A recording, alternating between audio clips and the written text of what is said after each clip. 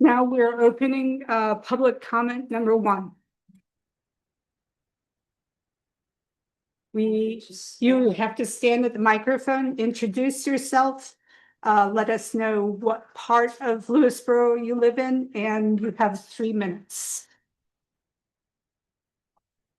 Okay. The microphone is for our friends at home. Got it. Okay. My name is Gail Hiller Lee. I live at 6, I don't know if you need the exact, on Richfield Avenue. Okay. So it's between 124 and Route 35, Right. which everybody knows is called the cut through. And that's what I'm going to be speaking about. So I prepared something just to make it a little bit easier and so I don't forget anything. I hope you don't mind if I'm reading it. No, that's fine. Okay. It's been over 3 years since I spoke to the board during a Monday evening meeting. Since then, we have all written to each member, had 2 meetings at my home with a minimum of 15 neighbors in attendance, with the town supervisor at 1 meeting, also accompanied by the chief of police at another meeting, and yet a 3rd meeting as we walked down Ridgefield Avenue with another board member, along with a group of concerned citizens. All of these meetings promised to once and for all follow through with each of the previous promises to slow down the speeders on this interstate cut through before there's a fatality, which is inevitable. Not a single promise was kept, not a single thing has been done, and not a single response until we over and over and over write, call, email, and show up at people's offices. We offered some suggestions. We had offered to initially fund the police department for a part-time monitor where continued funding would be paid by the tickets that they're handing out because there's enough speeders. We said that we would chip in for speed bumps and that was ignored. Chipping in for the part-time person, also ignored. Nobody answered, nobody responded, and we've never heard back from anyone about either of those things. We were told Lewisboro may buy the speed humps that Bedford wasn't using, but nothing ever happened and we never heard anything about it again. I was asked to take photos, give measurements as to where we felt the speed hump should be placed, etc. I sent that over a year ago. I never got a response. We've had 2 studies completed using data capturing the number of cars and trucks, the speed of the vehicles, etc. But the data won't slow down cars going clocked at 73 miles per hour. Blind hills, narrow passages, someone's going to be hit coming out of a driveway. People are passing cars on that road as narrow as it is if they're going the speed limit. People can't take walks, people can't take bikes, people can't walk a dog. Every one of us has been nearly hit. Every single one of us has jumped into either a ditch or the side of the road or a sticker bush to avoid being killed. For the studies, the town and the police department deems 50% higher than the posted is acceptable. It's currently 25 miles per hour. Acceptable in that data report is 37 miles per hour. That's acceptable. So with a 50% higher allowance used as an acceptable cap on the report before it's considered speeding, we can look at another road and that's set for safety. And that would be Route 35, which has a stretch of 55 miles per hour capped. If we use the same acceptable 50%, then you would show the miles per hour of the data acceptable at 75 miles per hour. That would be acceptable. We need to, that's your 3 minutes. That's 3 minutes. That's 3 Really? minutes, yeah. If you would like, what you can do, I know that your emails haven't been responded to, but you could send this to us. Okay. All right. I just want, If you send it to us, it can be made part of the minutes of the meeting. The okay, entire contents. just in closing, 1,000 cars a day drive down our road. 5 out of 8,400 went the speed limit. It's on the data. That's not acceptable. Thank you. Next, would anyone else? Hi. Good evening. My name is Elizabeth English. I have, my home is in Lake Kitchewan. And I'm hoping you can help me. Back in 2019, I needed to put a roof on my home. And so I went to the building department. I brought the insurance papers and filled out the forms and got a permit to get the roof. My family, we've been here for a very long time. And usually you just went in and you got a permit and you told them how long the contractors would be there. It would be up to the building supervisor to just surprise you so that make sure that you were doing the right thing. I told them that the workman will be there probably for the day. And they had said to me, well, we'll come sometime during the week. And that was fine. Never heard anything, never knew there was a problem, never knew anything until now, when I went to go get a permit to do things with my electrical work. And they turned around and said, and not only was my permit still open, this is the part that's kind of strange, then that the permit was still open, they closed it. And so now I'm going to have to go and create another permit for the roof. And I have to go back and find the contractor and get new insurance paperwork. And I have to go and pay another 200 and some odd dollars to open that up so they can close it so I can get my other permit. And I think I don't think that that's really a correct thing to do. I understand, I want to be a law-abiding citizen, but it wasn't my fault that the inspector didn't go to see it. And a letter was never sent, or no, I was never notified that they thought the permit was still open. And it's 6 years after the fact. I have no problem with somebody coming to look at the roof now. I'll meet them halfway. But if you look at the things that are needed now for a permit, which I have to do for all for other work, I like septic and more insurance. It's more than what was asked for 6 years ago. And so I was just hoping if there's a chance. I was told that you might be able to help me. If you can, that would be great. If not, I'll understand. But I think that's something that should be brought to the attention of people, because anyone who owns a home, if you've done any work and you were a law-abiding citizen and you went to get a permit and you did all the right things and you thought everything was okay, you'd never know that there was something still open or that there was something wrong unless you get a letter. So that's what I just wanted to say. Thanks so much. I hope you can help me. Could you send us an email with your home information, et cetera? Absolutely. So if we're gonna have to make inquiry with the building department. Not a problem. Thank you so much. I appreciate it. Thank you.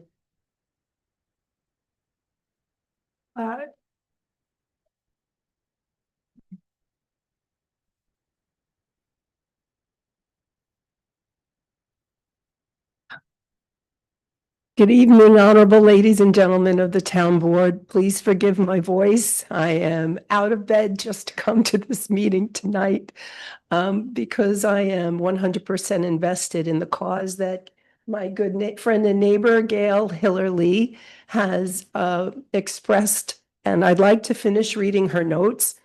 I would also like to say that I live on Highview Road, which is the first part of Ridgefield Avenue, still technically in the town of Pound Ridge. My school district is Katona, Lewisboro, so I am part of this community. And it is, I just want to acknowledge the hard work that you do, and I appreciate the time that you put into what you do, and also having an open ear for what we are here to talk to you about.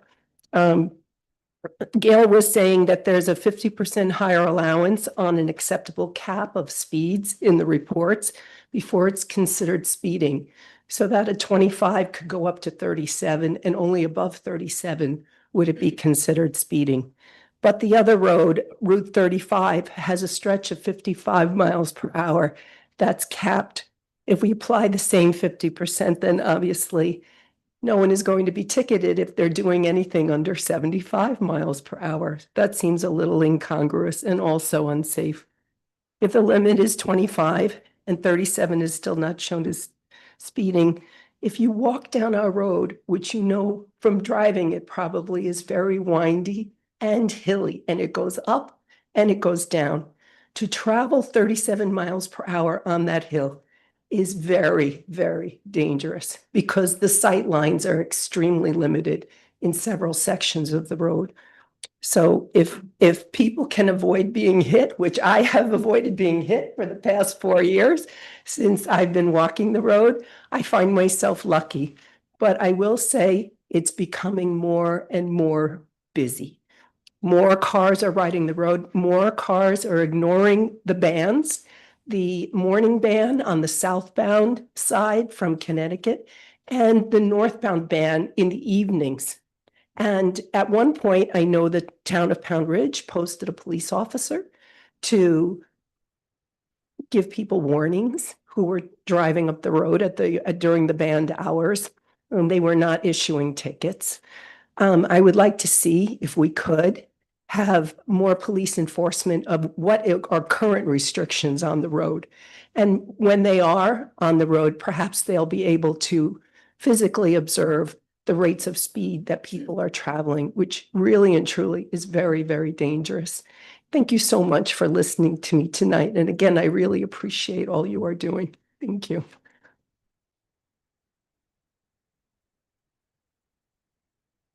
Any others? The first thing was not what I planned on saying, but Jane Emmer. Thank you. Lewisboro. I had the same problem as you had. And also had an open permit, had no idea. Went to get a survey to find out if some trees were mine. Had to reopen the permit and close the permit. It was the same thing. And I just was wondering if there is a policy of notifying a homeowner. If they have an open permit, because I had no idea. And it was for the solar panels that I installed through the town's program many years ago. The inspector, they never closed out the permit. I didn't even know they opened the permit, but that was another issue. But the real reason I wanted to come today is I wanted to thank you, being that it's June and the pride flag is on the front of the building. And every time I drive by, I feel so good about our town that we continue to celebrate and welcome and include everybody. And I really appreciate that it's still there as an ally and that we recognize that everyone is welcome and belongs in this town. So I want to thank you for that. Appreciate it.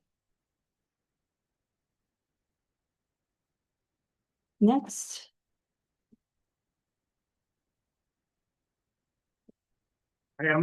I'm Carlos Fonseca. I also live in Richfield Avenue.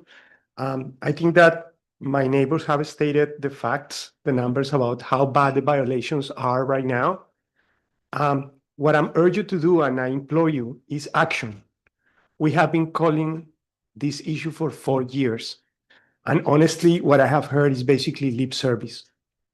If it takes a person to get badly hurt or dead or die on that road, I personally don't want any of my family or my neighbors to suffer that. So what does it take for you as a group to respond to something that is vox populi among the neighbors, a flagrant violation of the laws of this town, and that speaks to the fact that you, as public servants, are supposed to respond to us? We have been talking about this for years.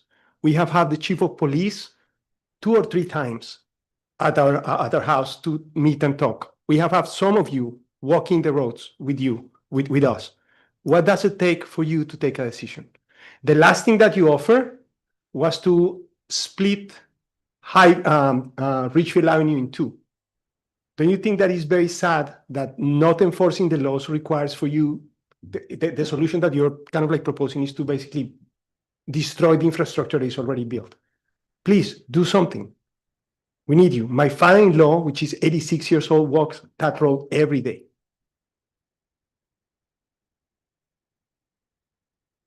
I don't want this to be on your conscience if something happens down the road, God forbid. Can you please do something? For years, we have been waiting for an answer, not lip service. Please, I beg you. Thank you.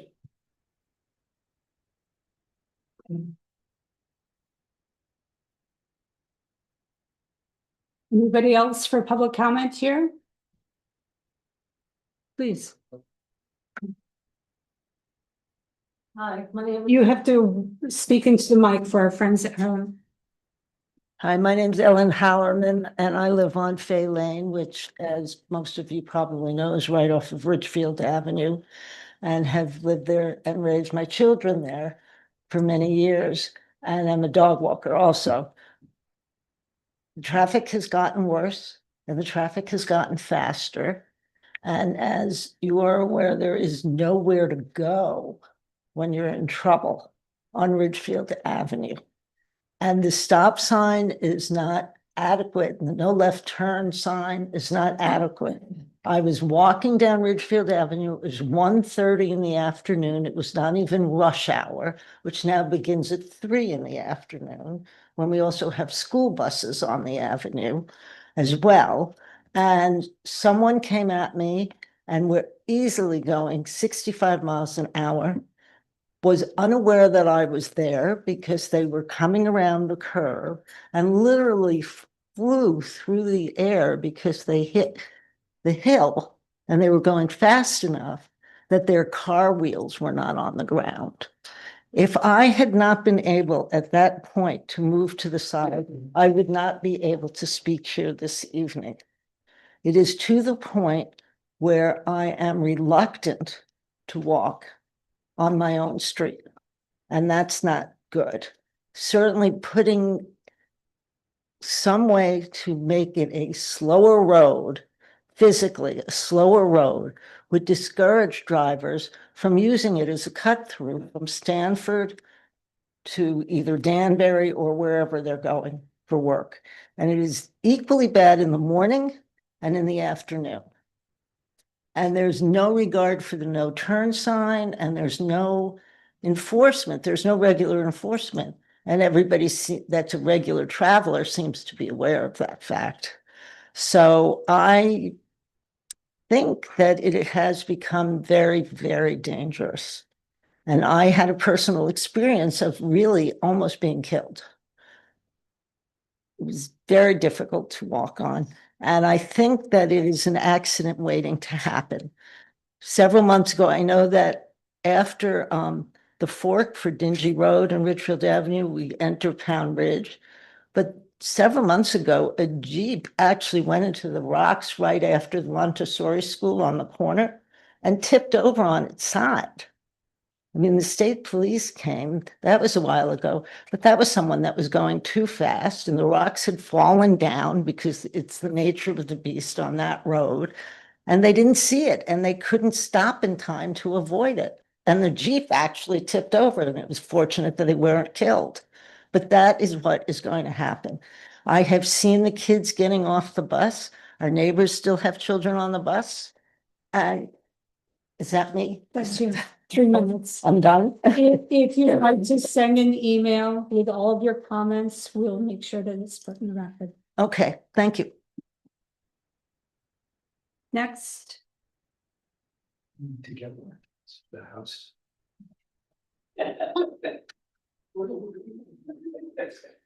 I finally figured out how to get my wife to stop talking.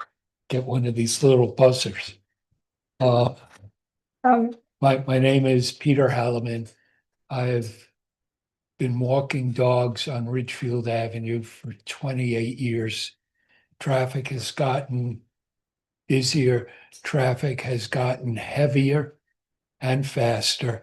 An accident is inevitable. We just want to prevent that from happening. Thank you.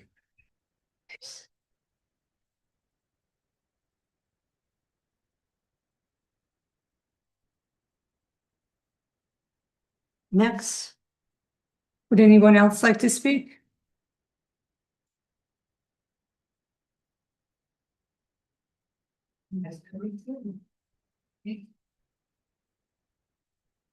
Hi, it's Letitia Stapleton from Golden's Bridge.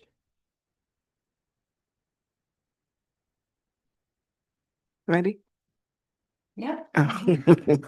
Okay, I just want to thank you for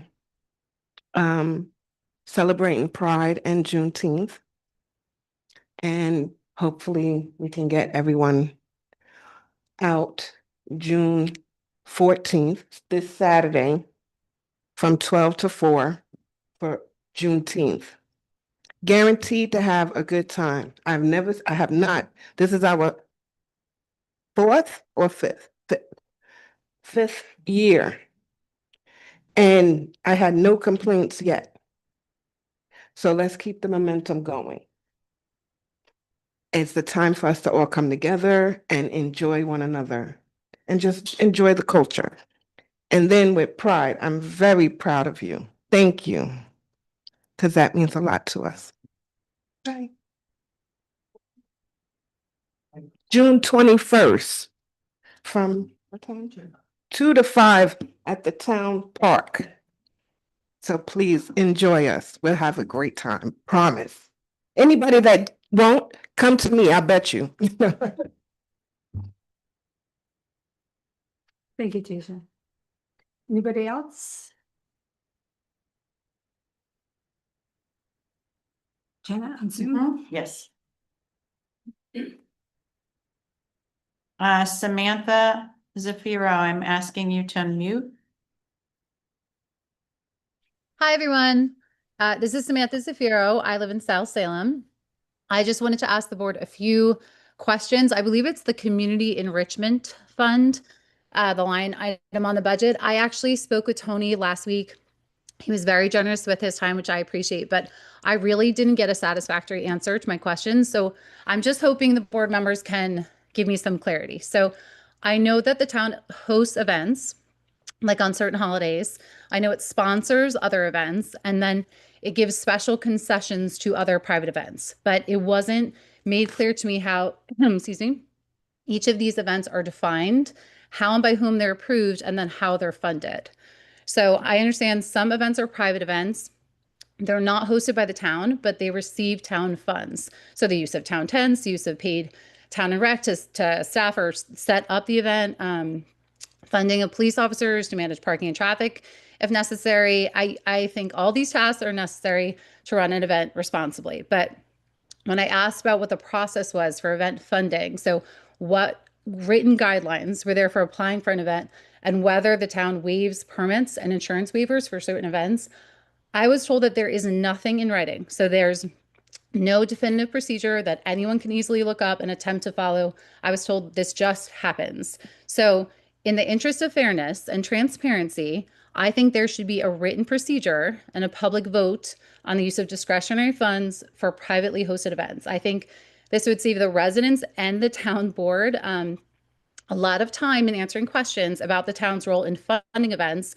And I can't see why anyone, residents or town council, would object to just having clear, easily accessible written policy that everyone can follow. So I know the board has other budget issues to discuss tonight, but I'd appreciate you all giving this some consideration and feedback. Okay, have a good night, everyone. Thanks. Thank you. Thank you, Samantha.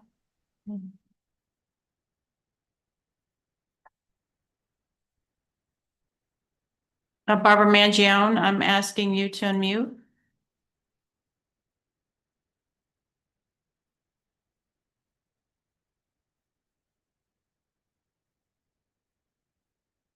Can you hear me? Yes, we can. I'm sorry, my computer froze. The last couple of meetings and sporadically before that, people from various parts of towns have come to present their traffic issues to the board. And I just want to say, as I've said before, I certainly sympathize with them, but this is a town-wide problem. It's not just one or two streets. This has happened with more people riding in cars. It has happened with the popularity of many different traffic apps, and it's not going to go away. The cars, the volume, and the speeding, it's not going to go away. Taking actions like putting bans on certain roads or no through traffic, or you can't turn at a certain time, that doesn't help. That only puts the burden of the traffic and shift it to other roads that are also having the same traffic issues. So you can't just take a stretch of road and say, okay, we're going to help you by no through traffic or this or that, because then other residents are going to be suffering, and they are suffering from this. Probably the only people on the board who are aware of the increased Miller is probably Tony and Rich, and they know how narrow my road is from 138 to Todd Road. And unlike many other roads, there is absolutely no shoulder, not even a foot of shoulder on either side. There are rock walls in front of homes and there are hills. And I have to tell you, we had a car come around on Todd Road, speeding, went up on the hill and flipped over. We had a car coming down my block and actually ended up my front lawn because they was speeding. And they went over my rock wall, took out my mailbox and 2 trees. And I had just walked away from that area. I have almost been hit. So my feeling is if we're going to address traffic issues, and again, I sympathize with everybody, we have to really look at all the streets, and we just can't take our resources and put them into 1 or 2 areas because most of our roads are suffering from this. And I will just put it out there right now, if the town has ever discussed speed bumps with any particular roads, I would want them here too. And I would fight for it on Increase Miller. And the other thing I just wanted to mention was the woman who came up regarding her open permit. I feel bad for her. And I just want to say, yes, there should be a system, maybe there is now with the new supervisor, whereby people are told they have open permits, because as I have said before this board before, I got notified of this 4 years ago, so probably around 2021, that I had an open permit from 2004 that I didn't know about. And we're still working on my end to find all the information that the town wants on that. Thank you very much. Thank you, Barbara. Thank you, Barbara.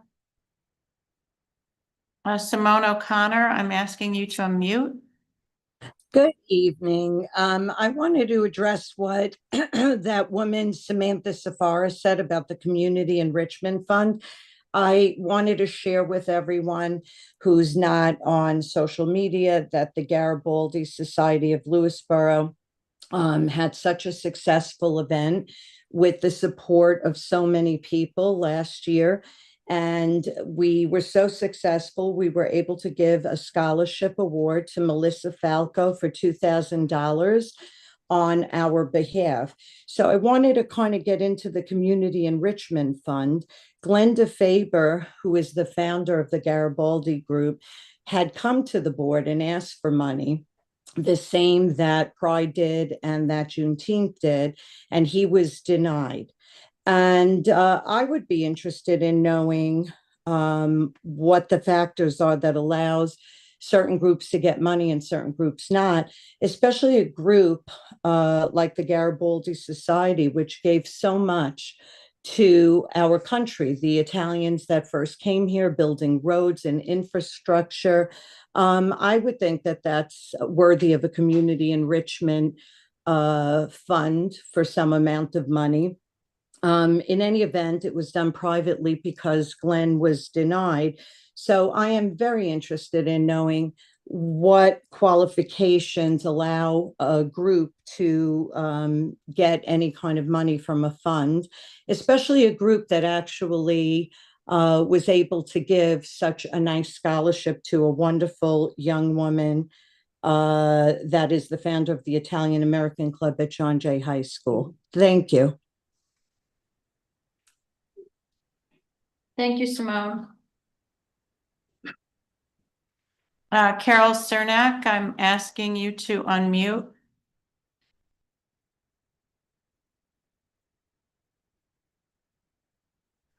Hi, it's Carol Cernak, Farvey Farm in South Salem, New York.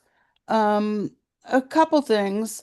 I do wish that there would be more done to slow down the speeds of traveling cars on town roads as well as state roads. I live just off of Route 35 and Spring Street South for the connector to 124. And it's outrageous. I mean, you take your life into your hands to go across the road to get your mail. So something has to be done, and I agree with that. And it should be addressed townwide, not just to certain, like Mead Street, Richfield Avenue, and stuff like that. I appreciate these people speaking up, and that's their right. Part of the problem is 684 in Lewisboro. There's so many accidents and deaths on 684, and part of 684 goes through the town of Lewisboro. So what do you propose to do about that? I mean, every day there's a multi-car accident or death on 684. So all these people are rushing to get to 684, and it doesn't make any sense. We're a quiet community, and that's why most of us live here. The other thing I'd like to address is the potential higher taxes to our residents for the new purchase of the building. I hope that you do the right thing to fund this and to do the right thing by young couples who are trying to stay in the community, who have lived here their whole lives, raising their children, as well as the people who have lived here for 60 years and have their children and their grandchildren and their great-grandchildren and not price them out of the community. I'm not sure the blue building in Cross River is the right place for our town. It doesn't seem like the parking is a good issue. It doesn't seem like it has the housing for everybody. And the other thing I want to say is in 2015, I applied for an open permit for a renovation on a building on the farm. And when it came to close that permit, I was told that I had open permits from 1960. So you can't keep going after the residents for these open issues and these flagrant disregards for what everybody seems to think is on the onus of the owner. You have to go back to the building department and ask what the hell's going on. Thank you. Thank you, Carol. Thank you, Carol. That's it. Thank you, Jenna. Nicole is here. Can I answer questions that to do with some of the issues that were raised during the comment, or do you want to relate to the engineering mind? Or would you like to answer questions? We also have the highway superintendent to talk about traffic. I mean, I think Either one. We also issued a request for proposal to a traffic engineering firm to give us their proposal for doing design work on speed tables for the Chill as a pilot. I don't see that on here. So no, that was from the previous. What's up to you? I know Nicole is here, so. can I share that just since everybody's here? Okay. You decide, you're running the meeting. I am going to do a brief discussion, or I have Nicole, if you're comfortable speaking about policy and procedure of private groups.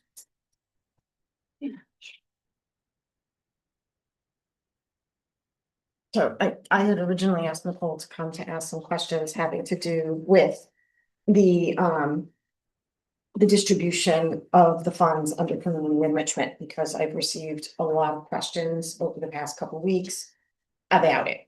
So I reached out to her, and it's my understanding that there's a line, I think it's $5,000 in Parks and Rec budget called community enrichment, that we voted to, I think, add to this year's budget. So Well, I think it had already been there. but we had increased it to Right. $5,000. Right. Well, there's a celebrations line, which I think is from Memorial Day and the fireworks. Correct. And then the community enrichment line, there was money there, but it was increased to $5,000. Right. Yeah, it was increased an additional $5,000 So- from last year, So the total amount in community enrichment is 13,000. 13,000. And that community enrichment line gets used for what types of events? My events specifically. So I've got New Neighbor Network, Fall Fun Fest, Oktoberfest, Food Truck Fridays, Winter Celebration. And then we put additional funds in for Pride and Juneteenth. And those additional funds with the For $5,000 the we talked $5,000. about? Okay. Correct.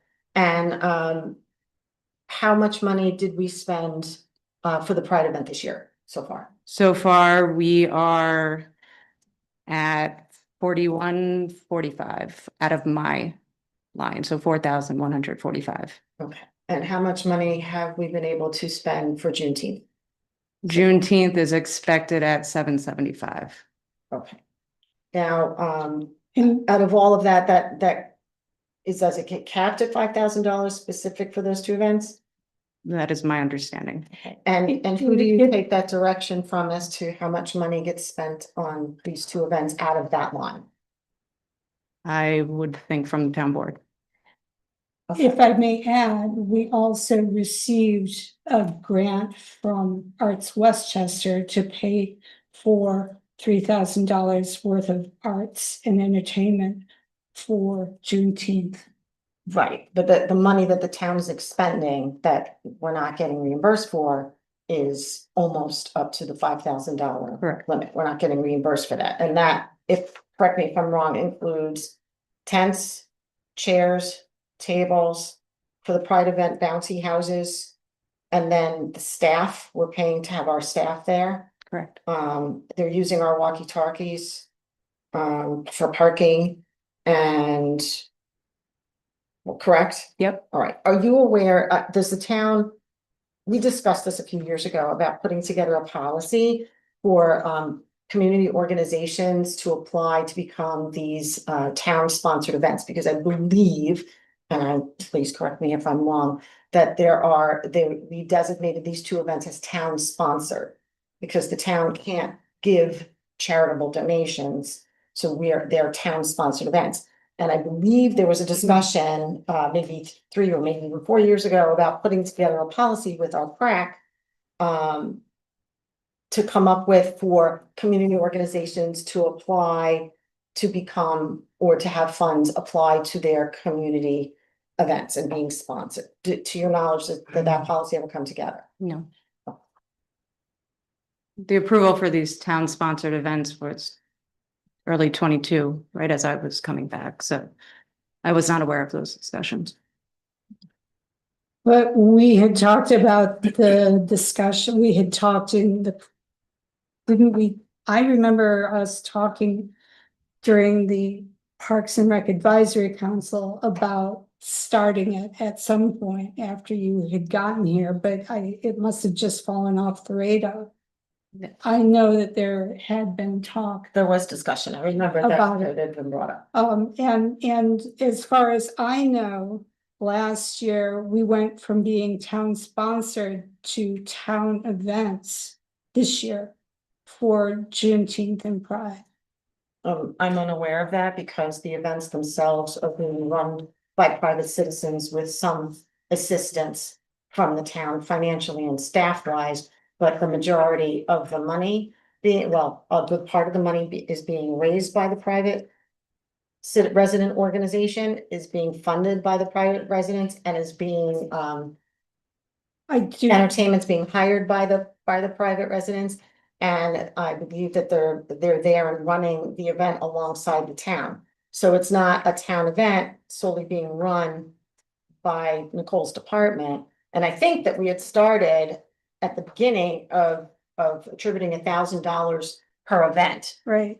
And now we're up to And $5,000 if you share. also remember, each of those years, I know we've received at least $7,000 donation from the community members to help pay for each of the events. Absolutely. But still, Not this is solicited by me as a council member because that would be illegal, but no, of course not.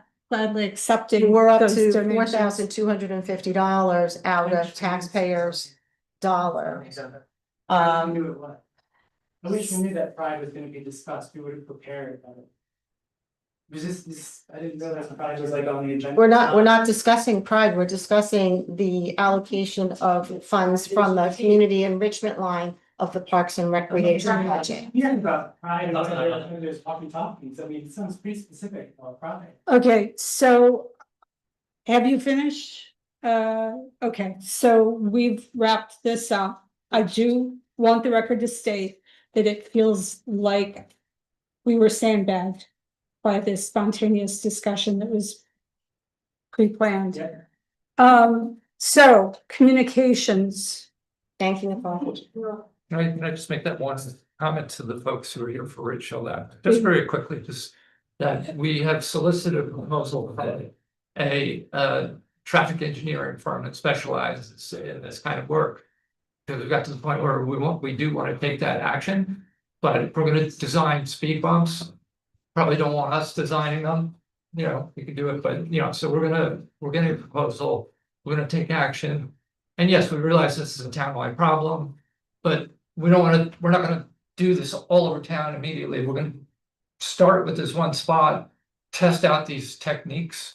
We're gonna bring a proposal to the board, they're gonna have to approve it or not. And we'll start this one place, and if we get positive improvements there, then we'll know, okay, maybe that's a measure that we can deploy more widely, et cetera, et cetera. So stuff is happening, and there's not meant to be a dialogue. I just wanted to at least give that much of an update, but welcome to send more emails. Can I just ask a question? No. Sorry, You can we email talk us. offline. I've already screwed up once by breaking with protocol, so we've just got to keep moving on with the agenda. I'm sorry. There is a public comment section at the second half of the meeting. Communications. Rich received an email that he is going to read. Yes, actually, just to make one point on that, as far as just to close, I just didn't, all right, okay, go back to that. This is an email I received. I'm writing to express how pleased I am to see the Progress Pride flag flying at the townhouse once again this June. Its 5th year.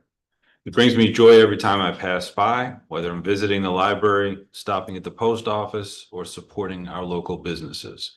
The flag is a powerful visual reminder that we live in a community that values inclusivity, something we all hope to instill in our children. What makes this flag particularly meaningful is that it represents the full spectrum of identities within the LGBTQIA+ community. Lesbian, gay, bisexual, transgender, queer, intersex, and asexual individuals. The plus symbol further acknowledges those whose gender and sexual identities fall outside of these categories, and I believe it includes allies as well. The LGBTQIA+ community is one of the most diverse and inclusive groups in existence, spanning all races, ethnicities, faiths, socioeconomic backgrounds, and beliefs. The only people it does not represent are those who seek to harm or oppress members of this community, something I've never heard any resident of Lewisboro express, publicly or privately. I'm sure you haven't either. And that's warm regards, Jane Crimmins, Hamlet of South Salem. And we received we received a couple of emails from people. I don't know if we have permission to read them, that were against the pride flag being flown on the town house. But we received I think my last count was 26 emails from residents and couples. And one that we did receive permission to read is from Rachel Simon, entitled Pride Flag in Lewisboro. Hello, Town Board. Feel free to share this letter at the Town Board meeting. My name is Rachel Simon. I use she, they pronouns, and I reside in the hamlet of South Salem and Lewisboro with my wife of 24 years, although we weren't legally able to marry until 2011. I'm the chair of the Westchester County LGBTQ+ Advisory Board, where I work closely with county and the county executive on matters that impact LGBTQ+ rights. In that role, I experience a great deal of support for the marginalized community of the county from County Executive Ken Jenkins and his staff. As the federal government works to promote cruel and dangerous policies that I've already seen lead to loss of life in my day job in neighboring Connecticut, it is very important to promote the welcoming and inclusive ethos that represents the best of Lewisboro. Visibility matters, and the threat of not showing support to the LGBTQ+ community at the town level is a distraction from the positive impact that we strive to do here. I work closely with John Jay High School senior on the advisory board, who is leaving the county to attend university abroad, where they feel that their rights will be less threatened. I wish that this country was a safe place for queer youth right now. Pride signs at celebrations are a small piece of what we can do to signal to folks who are fleeing to New York from less affirming places to protect their families that we strive to be a safe place for everyone and won't tolerate for a lack of support from the board or the town board. Thank you. And full disclosure, I work with Rachel in Connecticut as well on matters of inclusivity. Next, for the consent agenda, I, motion for the approval of the minutes of May 27th, 2025, and the monthly reports from the building department of May 2025 and the police department of May 2025. Second. Discussion? Hearing none. All in favor? Aye. Aye. Rich, did you abstain or vote out? Okay. Old business.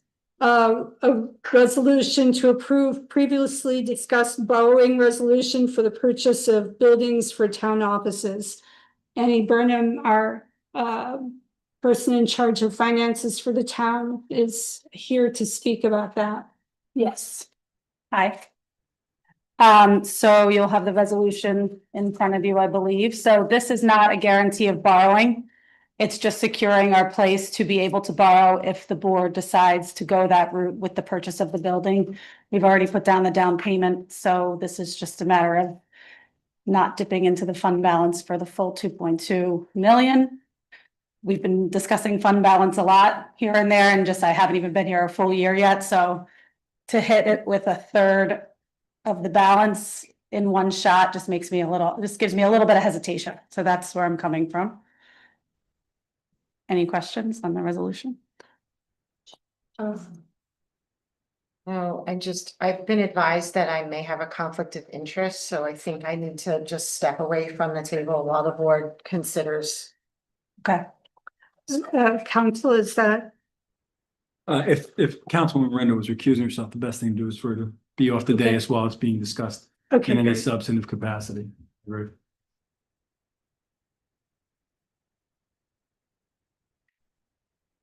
It does need a vote of 4. Pass. So, do we want to discuss it and then table it, or should we just table it then? Actually,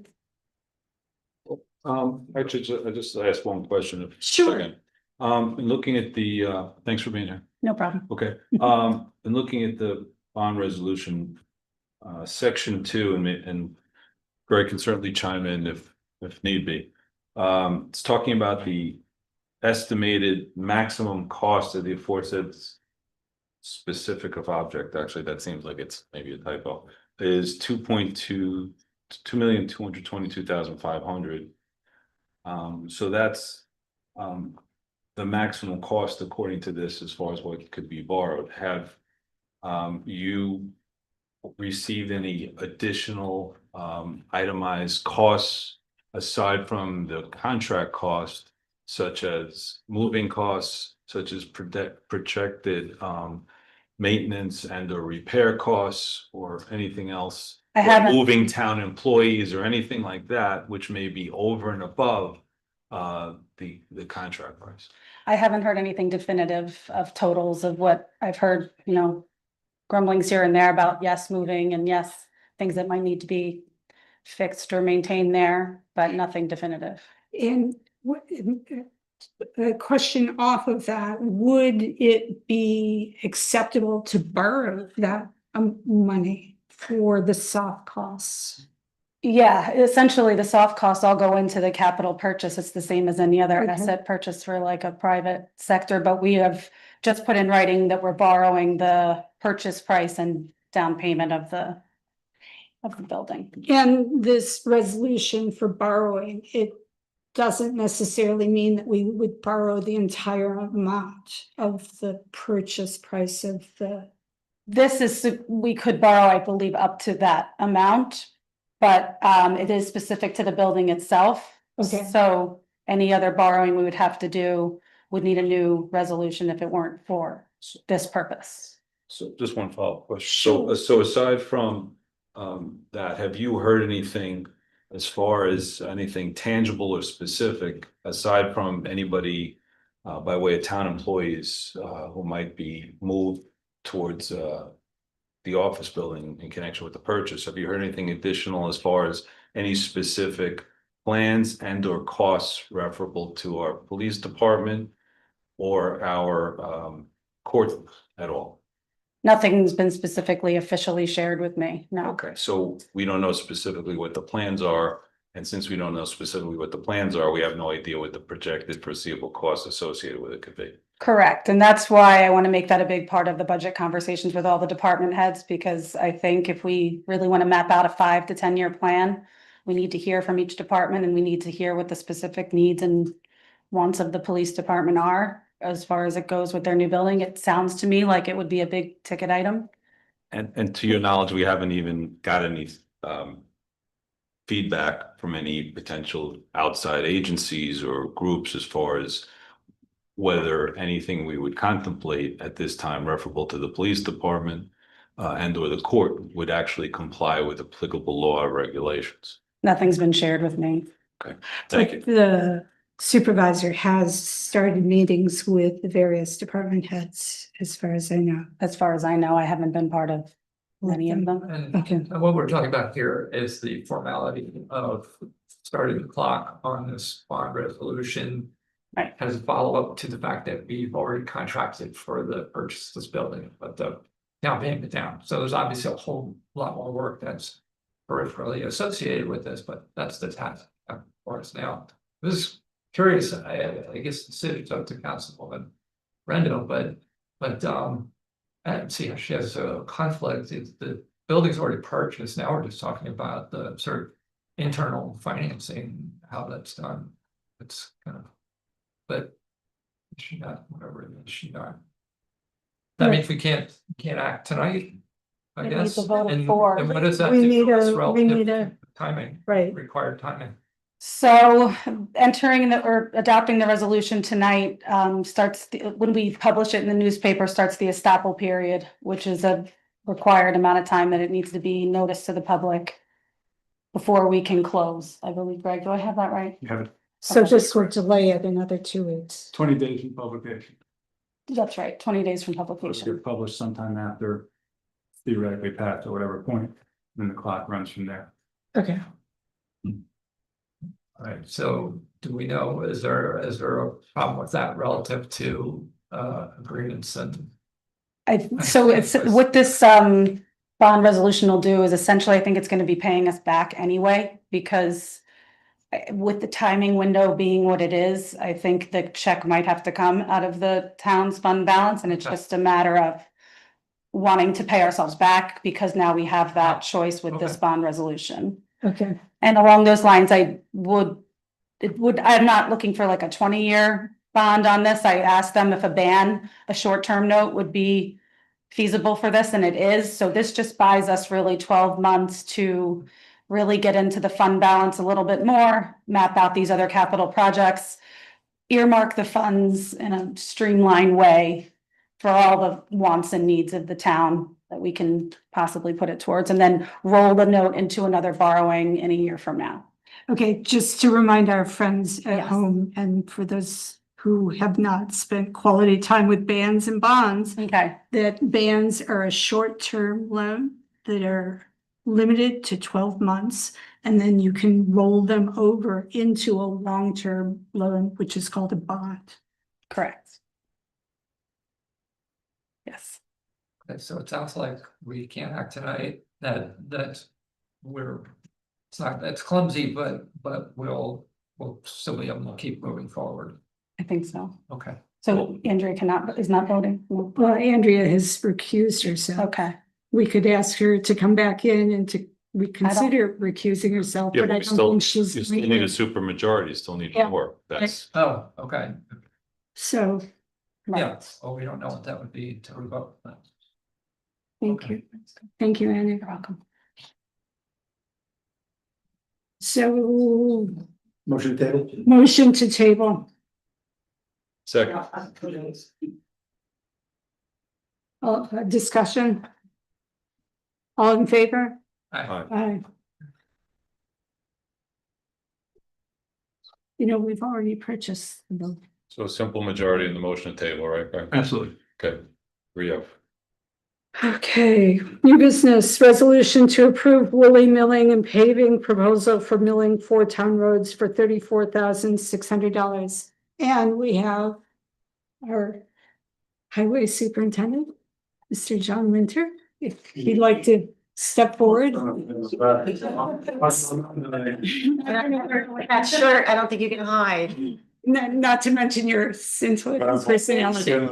Yeah. So just tell us the overview, what this proposal is for. It's taking care of some roads and So kind of make it easy explanation. If you're gonna paint something, the best outcome would be to prep it properly and sand whatever you're painting. Milling a road not only roughs it up and gives you a better surface for the new asphalt to stick to, but it brings the road down. Example, Truesdale Lake Drive, we gave everyone like a small apron where their driveway met. So if we alter the road, it's our responsibility to keep water off your driveway, put a curb, your property, whatever it need be. If you mill a road, you bring the road down, so when you repave it, it comes back to the same surface. Another positive outcome is these roads I picked for this are very cracked, very poor condition, and repaving, overlaying it would not be the proper way. So I'd like to use this money out of my paving budget. I got 4 quotes. The person I liked the most also happened to have the best price, and it was appropriate for the procurement policy. So that's what I'd like to go with, and that's why I'm here today to, after talking to council, this amount of money needs a resolution, so here we are. So it's a competitive bid, it's doing it the right way, and this is gonna address the issue and rectify it over its anticipated life expectancy, which is what. Yeah, well, 20 years old, right? these roads would be cracked again in 5 years, I feel, if we overlaid them.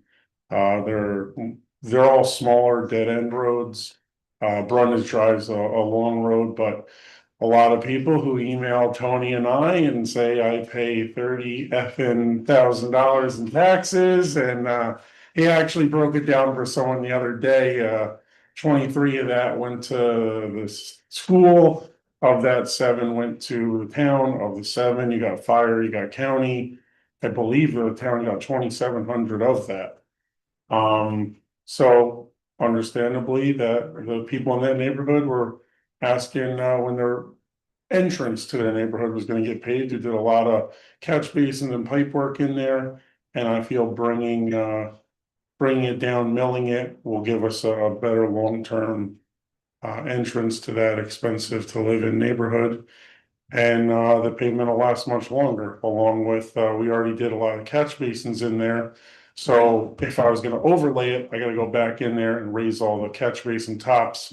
Milling the road brings it to the same height. Motion to accept the $34,600 proposal from Woolley Milling and Paving Incorporated. Second. Thank you. Discussion? Oh, Roll call? discussion, I've seen milling versus. What was the other option? Just overlay. Yeah, I've seen the difference, and it's a huge difference, and I can speak from experience. An overlay was done probably in the past 20 years in front of my house twice, which caused all the water runoff from the road to gather in my shared driveway, which created a lake in my driveway. And when my kids were still in school here, they couldn't get across my driveway to get to the bus. And it became incumbent upon myself and my 2 neighbors to invest and build. We had to raise our driveway up by 2.5 feet because the town did an overlay instead of milling it down. So.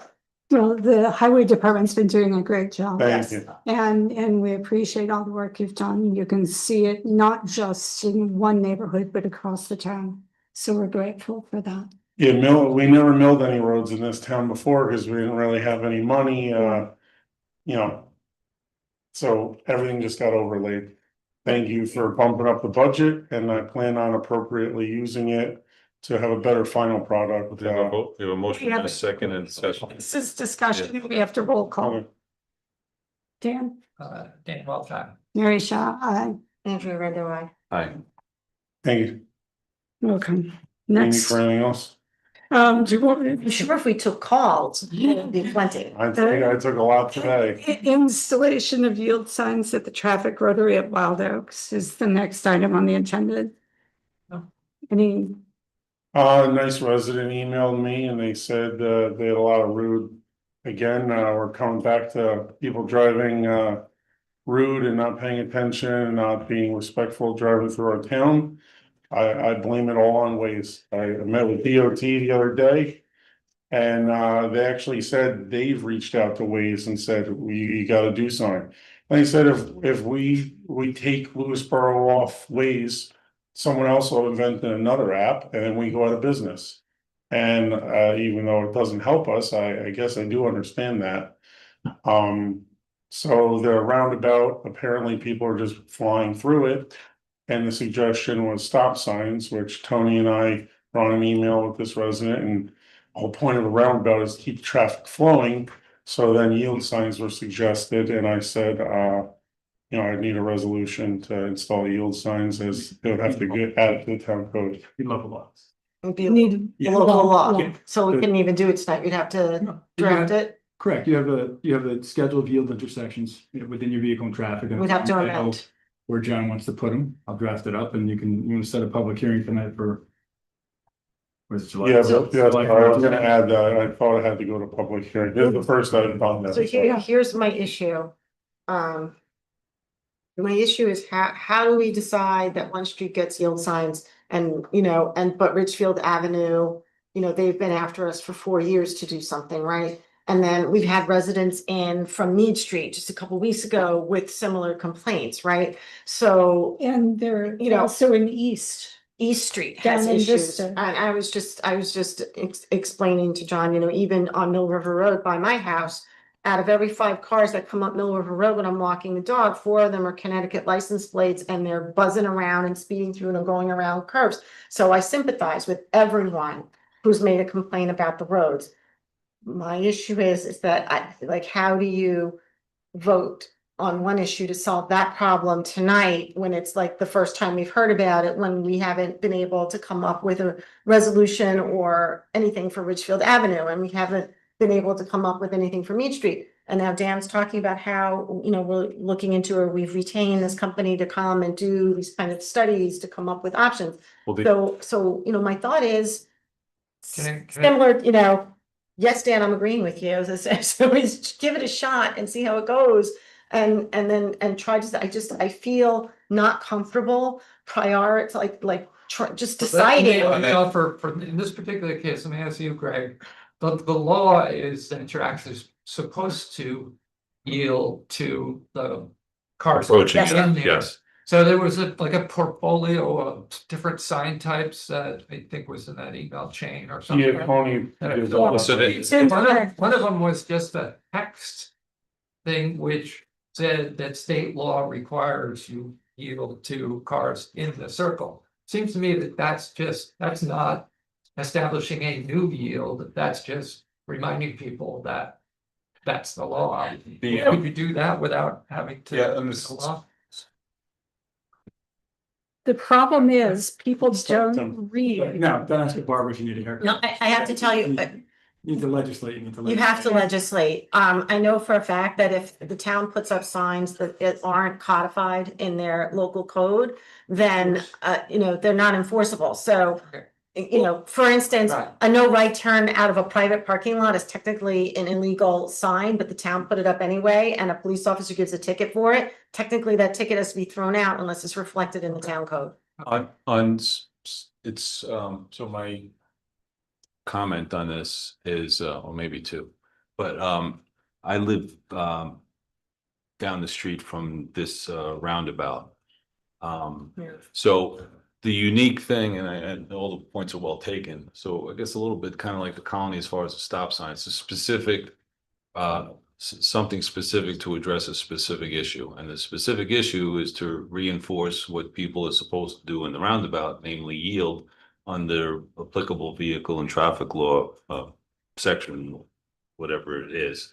So it's a minimal, virtually no cost as far as doing that. It may have a specific intangible safety component because that's also a school bus location where the school bus stop for the kids, all different levels, and that's been so for a long time. So Great, but what stops on Ridgefield Avenue? I was just about to say the same thing. but everybody, right, but the one And East and Yes, these but other the places thing in is that Creekmore. people may not be yielding to go, like they're supposed to according to law, but people also shouldn't be speeding according to law.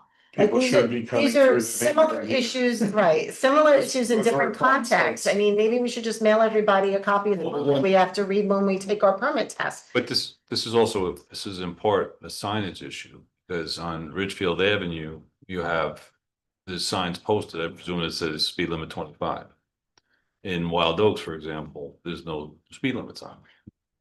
Just for as an example, it's signage as far as doing that.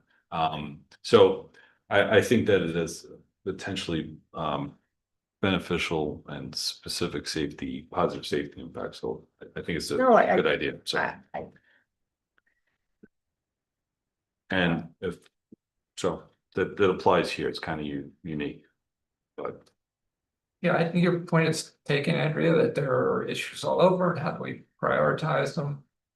You know, to some extent, a lot of what government does is going to be reactive, and people and neighborhoods have different issues and we try to help them resolve them. But yeah, we can also try to take these learnings and then deploy them broadly. So I don't see there's any reason why we can't go back and at least get a proposal for this law for this sign. Signs are pretty easy. It's these other things like speed bumps and everything. that are a challenge. And making sure enforcement is consistently Yeah. done. Right. So. Do we, words motion to set a public hearing, right? That we're doing. No, to draft, it's gotta. Oh, to have motion. he's, Well, you could set the public hearing out and I'll send you the draft in the intro. You set it for the first meeting in July. That gives you the window, Sufficient lead time? Okay. Motion to set a public hearing on this. 7/14. discussion? Although we've already had. All in favor? Aye. I'm gonna abstain. We still have 3 votes. I'll vote aye, but I think we should look at our entire town. Okay, Anything else? oh. Hey, you sure you want to say that? No, I think that's it for right now. Good evening. Thank you, you as well. Where are we? Approved agreement with St. Luke's School and authorize the supervisor to sign. This is the parking. Yeah. Yeah. Nicole, did you want to say anything about that at all? The same agreement, same fees, everything. We just didn't have an agreement in writing. In your, we didn't have an agreement before? Oh, okay, the same Okay. fees and you're reasonably satisfied with the kind of. And- thing. And you've Council? reviewed it? Yes. Okay. Okay. I move that we approve the agreement with St. Luke's School and authorize the supervisor to sign. Second. Discussion? All in favor? Aye. Aye. No one abstains. Okay, next is to approve the 2025 Cycle of Support Charity Bike Ride. This is a bike ride that's come through the town before. And sometimes when they stop, they use the town park, but there haven't been any events or situations. So I would like to approve the 2025 Cycle of Support Charity Bike Ride. You're making a motion on that? Yes. Second. What are we doing with it? Are we closing the roads? Are we? No. Park? No, It's just basically, I don't know why, but it's an acknowledgement that they're going to be on our roads. On our roads. They provided insurance. Actually, it's just a very small. Just a piece small of our road. section, if I Yeah, it's remember like- It's correctly. like a tiny little. it's like Yeah. 38 going across the bridge. So. They provided insurance? Excellent. Yeah, Yep. yeah, Okay. that's all that. and that's. You have a that's motion, the- second, I think. Yep, and that was discussion. All in favor? Aye. Aye. Next is to approve a waiver of building department permit fee for new sign for Lewisboro Volunteer Ambulance Corps. This is on Route 35. So moved. Second. Discussion? All in favor? Aye. Aye. Okay, and the next item F, is naming Tony Gonzalez as the responsible local official to receive access to the Equitable Business Opportunities Portal for the Department of Transportation Bridge New York grant for Osaleta Road culvert. That was enough. That was a lot. So moved. Second. Discussion. For those of you who don't recall, the bridge grant is going to be giving Oskaleta Road the culvert replacement. And this gives him a username and password to get all the work done that's online. Yeah. All in favor? Aye. Aye. Public comment, section number 2. Anyone in the room care to speak? I didn't use my whole few minutes, but I have one more minute. Get a fresh 3 minutes on the clock for new business. Still Jane Hammer. And you still live in Sussex? And I still live in South Salem.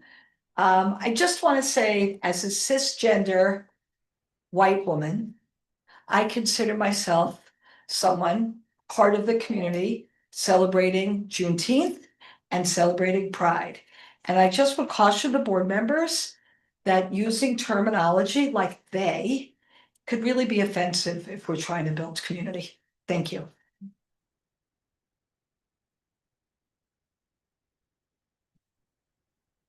Anybody else in the room care to speak? I'm gonna take another minute. I'm not gonna read anything, but.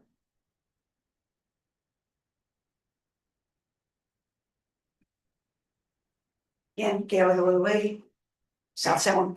I just wanted to say that, I know that, there are, we're talking about wild oak, right? Before, and the signs and yield signs. And it just seems very, first of all, I appreciate that at least we're talking about safety on all roads in Lewisboro, because someone's gonna get hit. And there aren't any police out there that can monitor the road. We were told that there's like 3 full-time, and during rush hour, it's really not convenient and we're just not able to do it. We just can't monitor the road. So, which is why we offered to pay for a part-time person ourselves. But I don't even know if we have part-time police available. All I know is that whatever signs that we decide to put up, it doesn't matter because nobody's watching. So no one cares. And the same commuters, mostly Connecticut, unfortunately, but the same commuters are ignoring the signs because they know nobody's watching. So you can put thousands of dollars into signs. We bought signs for our property. These are our sidewalks. Please slow down. 2, 1 in each direction. Nobody cares. It's if you don't physically slow down the cars, and if you don't take care of that, there just aren't enough caring people, unfortunately, on the roads that don't have a place to be. So I don't want any more signs on our road. I'd rather the money be put towards actually slowing them down or police enforcement, because it's the only thing that's going to work. I did know that we did have some speed bumps in Golden's Bridge. I had not been aware of that. I had been told we had no speed bumps in the town of Lewisboro more than one time by more than one person. I'm really upset to find out that we have had them, and that it seems like discussion around some areas are pushed through and discussed openly. And should we make a decision? What should we do about it? Where other ones, it's been 4 years of fighting. And I'm really frustrated. So I just wanted to let you guys know that it's not that we're backing down. We've got a lot of people on the road that are really upset, but it shouldn't be one area versus the other area. It is a town problem. But if one area has had speed bumps and we were told no area had them, and I'm finding that out now after being asked to take pictures and doing measurements and whatever and being ignored, I don't think that's fair. That's really bad. I'm so disappointed in my community right now. And I know you guys have a job to do, but somebody's not doing their job. So, please, thank you. Thank you, please. Carlos Fonseca again, 100 Richfield Avenue. Look, regarding wild oats, I see it similar to Gail, but at the same time, that gives me hope. And I hope that you can respond to the hope that I see on this. Solutions are possible. What I see as a problem here is that every single time we talk about this issue, none of the people here commits to a deadline. None of the people here commit to a concrete timeline. So if there is no timeline, there is no accountability. Again, we have been talking about this for years. Now, I respect the fact that this is a systemic problem. I understand that, but that is not an excuse for inaction. Inaction means that we have been waiting for years for this. That is not acceptable. It is disappointing, it's frustrating. We have been extremely civilized in the way that we have elevated our issues here. We have come here with a road to you, we ask for data. If there is a speed limit that is 25 miles per hour, I'm sorry, I think it's still kilometers because I'm Latino, and you enforce it at 37, that is more than 50% above the speed limit. If you drive that road and see how narrow and how hard to drive is, that is not a reasonable threshold. The fact is that it only takes one car losing control for killing somebody. I don't want Richfield Avenue to be that first case. And this is not about me, my family, and the other families. It's about the town. This town is wonderful. People love this town for many reasons. Please allow us to continue loving this place and having the best memories. The fact that it's a systemic problem is not an excuse for inaction. The lack of a timeline and the lack of concrete commitments is very disappointing. You have volunteered to serve here, and I appreciate that a lot. Show us with your actions and with your resolution that you really mean it, at least for the community around here. Please do it. I don't want to have a tragedy in front of you. Next time, be worse. I beg you. You're accountable. Be concrete on your actions. I think that that's the least that we expect. And be transparent. This fact of wild oats with speed bumps and we finding out is weird, to say the least. Thank you very much. Thank you. Anyone else care to speak from the room? Going once, going twice. Okay. Janet, online? Barbara Mangione, I'm asking you to mute. How is that? It's great. Great, it's working. I just want to clarify a couple of things about traffic issues. First of all, I live in Goldensbridge. I've lived in Goldensbridge for 31 years. There are no speed bumps, plural. There is one speed bump on Wild Oaks Road. I don't know, it went in quite a while ago. I did question years ago about how they got permission for one there, but was never given a reason. However, other than that one, there's nothing in Goldensbridge. What we do have is an inordinate amount of traffic. As Mary mentioned, when there's accidents on 684, the fact that it goes through our town, we get slammed every single day. If it's not just traffic from an accident, it's just traffic, and it backs up from 684 at the light all the way past Increase Miller School, which is almost 2 miles. Historically, I know several budget cycles ago, our chief of police did request a part-time officer to be dedicated to just traffic enforcement. Unfortunately, the board at that time only gave him a quarter of what he asked for. And there was a trial period of 3 months with this officer that was put on. And if anybody, I see people looking at each other, I do have copies of the minutes that I can send you.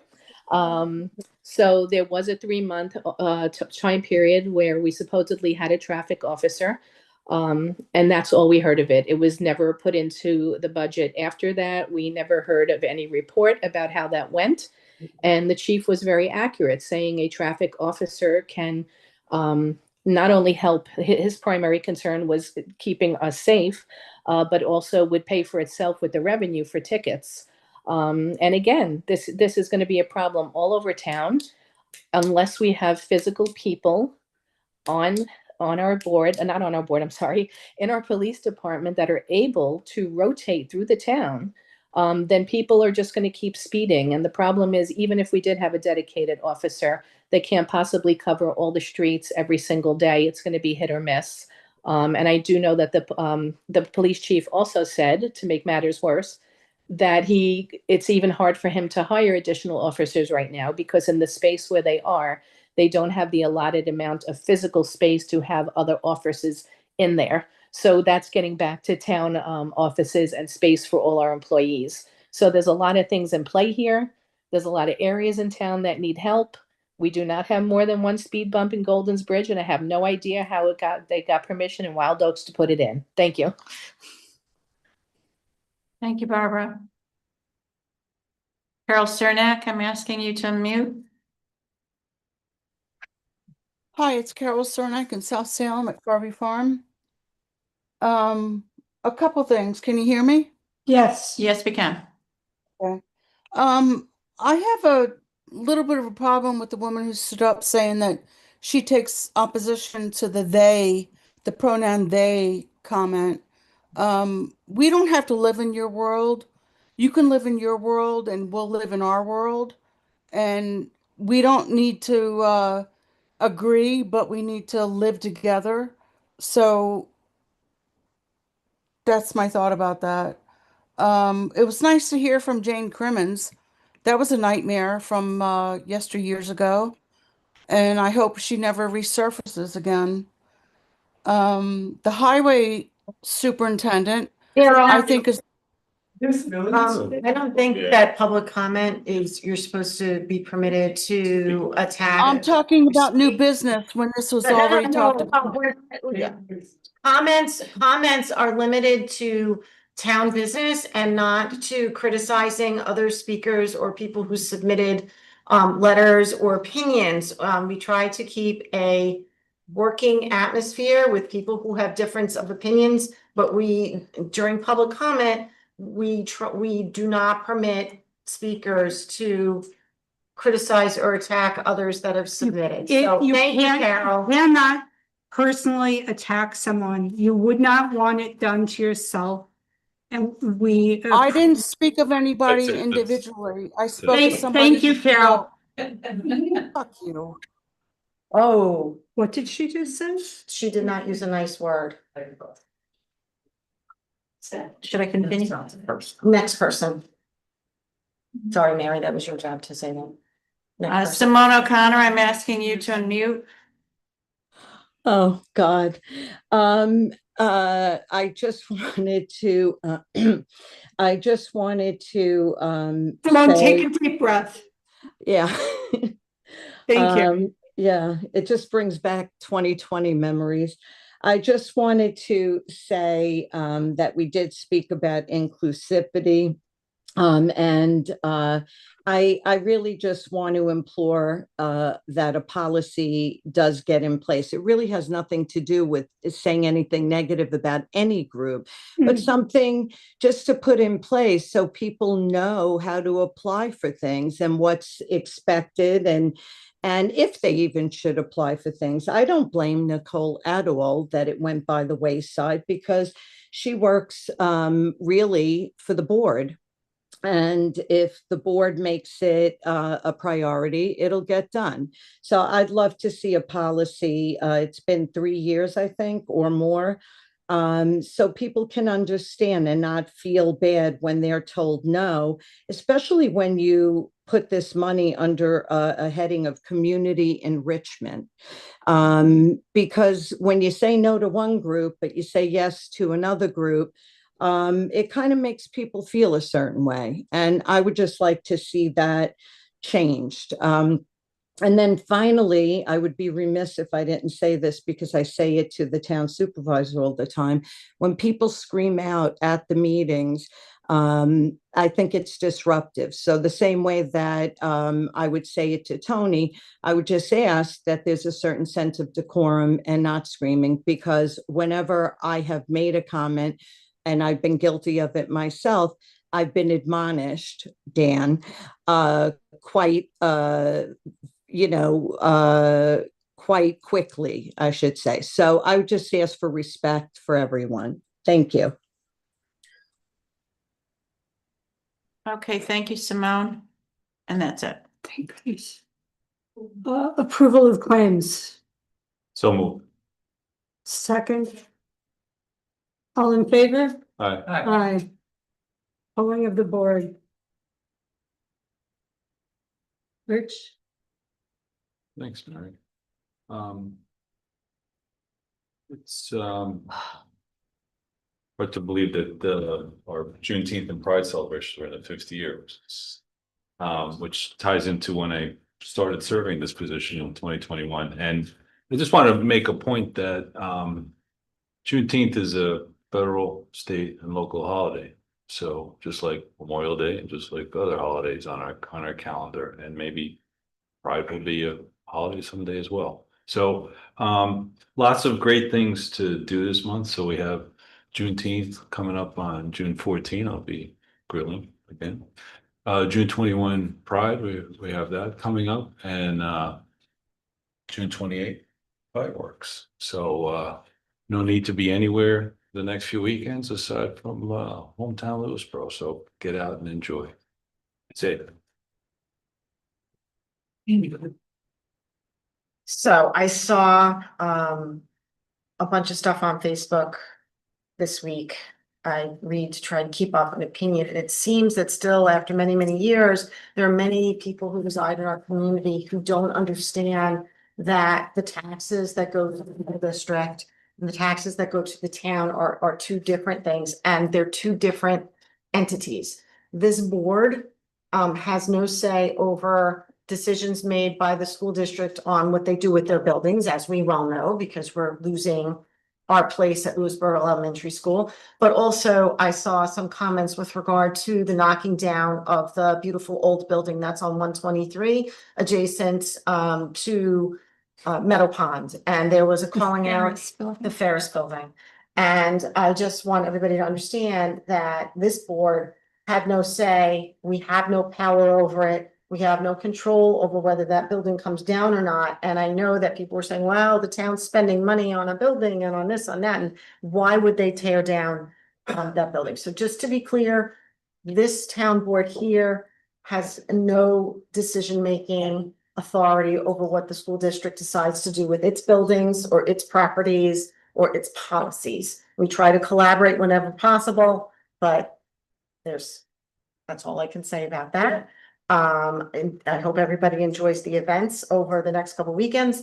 I do want to mention that there are 2 flags on the building outside, and my comment will be limited to the New York State flag, in that it's looking pretty shabby and embarrassing. And I noticed at Memorial Day that you could barely see any of the colors in the New York State flag. So I have asked our supervisor, and I hope that it's going to get done, that we order a new New York State flag to replace the embarrassment that's on the front of the building. And quick note, the 37 miles per hour measure that was mentioned from the statistics is not something that is considered acceptable, or it's not meant to be a judgment on. It's just the 85th percentile benchmark that they use as a statistic to kind of categorize what you're seeing in that data. Granted, I think maybe the chief had seen that and said, thought it was not outrageous or something, but that doesn't say that any of us think that that's a good thing or an acceptable thing. We all know that every 5 miles an hour increase, over where you want to be is extremely eventful in terms of the fatalities and the harm. So 37 is way too fast for that road, and nobody's accepting that as a good place to be. I just want to make sure everybody's clear about that. And looking forward to Pride and 13th. And closing it up, I had the good fortune to attend the inspection dinner at the Vista Firehouse. again, repeating that it's the volunteers in this community that make a difference. Our first responders, both as volunteer firefighters and ambulance emergency response people, they care about our community, make a difference. So if you want to make a difference and join their forces, please do. They're doing great work.